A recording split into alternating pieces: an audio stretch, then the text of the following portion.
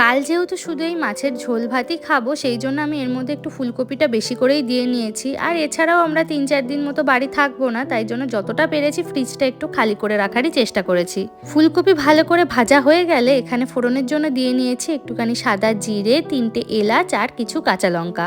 এই মাছের ঝোলটা আমি পুরোটাই কাঁচা লঙ্কা দিয়ে করব, শুকনো লঙ্কা আর দেবো না। এবার এই ৩ কোয়া মতো রসুন মাথার দিক থেকে কেটে আমি তেলের মধ্যে দিয়ে দিলাম। ফোড়ন থেকে একটু গন্ধ ছাড়লেই এর মধ্যে আমি একে একে দিয়ে নেব এবার আগে থেকে কুচি করে রাখা পেঁয়াজগুলো। এই পেঁয়াজ দিয়ে পাতলা করে মাছের ঝোল খেতে কিন্তু আমার বেশ ভালো লাগে। আমার তো সেই মনে পড়ে যায় একদম ছোটবেলার কথা, তার কারণ আমার মা কিন্তু রুই মাছ বা কাতলা মাছ আনলেই এইভাবে পেঁয়াজ দিয়ে আলু দিয়ে পাতলা ঝোল করতো।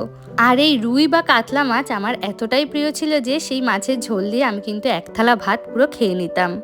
এখানে তো আমাদের দেশের মতো অত ভালো রুই কাতলা পাওয়া যায় না, তাই জন্য আমি যখনই স্যালমন মাছ আনি এইভাবেই কিন্তু রান্নাটা করি।